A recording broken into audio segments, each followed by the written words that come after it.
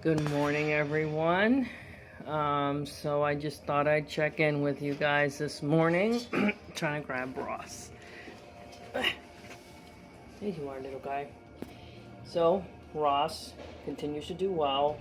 You know, he's getting his medicine. He's resting. He's recuperating. I saw that the incident with Ross made the news. Someone that I know sent me the article, and I saw more than one article written about what happened to Ross on Saturday night at Harvard Square, how his back legs got stuck in the escalator. And I'm obviously so devastated about what happened to him. But I'm glad that it made the news. I'm glad that, people were able to hear that story, that articles are out there about what happened to him. Yeah, that's very good. And definitely the Cambridge Fire Department, did a great job. They were very responsive, very quick. They got Ross out of there very quickly, which is so good because I was in a panic. Yes, Ross, it looked like he bit one of the firefighters. I thought it was a police officer, but it was a firefighter. And obviously, Ross is like the sweetest dog, and he never bites anybody. He was just in unbearable pain, and he was terrified. And I'm sorry that happened to the firefighter. But Ross was able to calm down. There was a different firefighter that had him, Ross, wrapped up so that the bleeding would stop, and he was holding Ross, and Ross was very calm with him. So I was thankful for that. And the firefighters, took me to the emergency room for the vet, the vet emergency room. They drove us there, and Ross was treated right away, and the veterinarians, they did a good job providing medical care. Things went smoothly, and I'm also so thankful for that too. And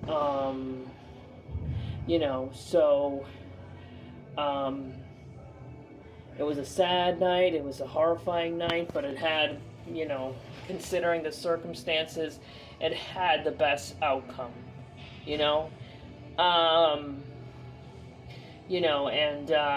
so tomorrow I'll take Ross to probably just a local vet to have his bandages removed and replaced. I think the sutures, if that's what they're called, it said in the discharge paperwork they need to be removed in 10 to 14 days. So I'm going to really make sure Ross is off his feet as much as possible until those are removed. I mean, yes, he has to be out of his crates and, walking sometimes to do his business and to eat and stuff like that. But I'm limiting it a lot so that he can just rest as much as possible.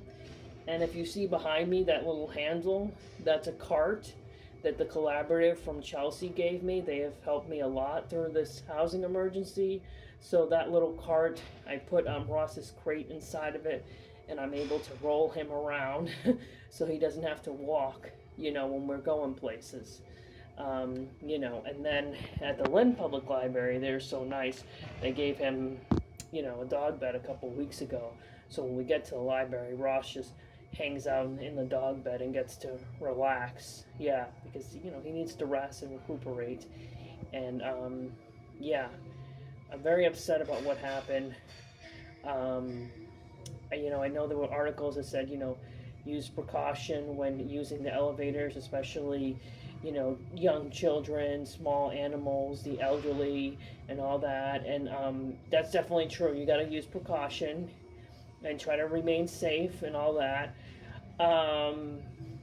But I'm just like, the injuries that Ross sustained were very severe, you know, and I do try to, you know, avoid escalators. I mean, I have used them with him in the past, and nothing like this ever happened.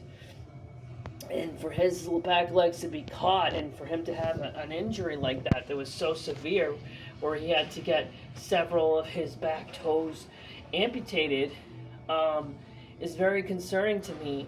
As far as, you know, I suspect that there was somebody that tampered with it. And in an ideal world, I hope that that gets looked into to see if somebody did tamper with that escalator. In an ideal world, they should look at that escalator and see if there's something wrong with it. You know, if there's a malfunction in it. Because what happened to Ross shouldn't happen to any animal, to any person. So I really hope that they take a look at, you know, the escalator, the security cameras, and really see what happened. I really hope they do that.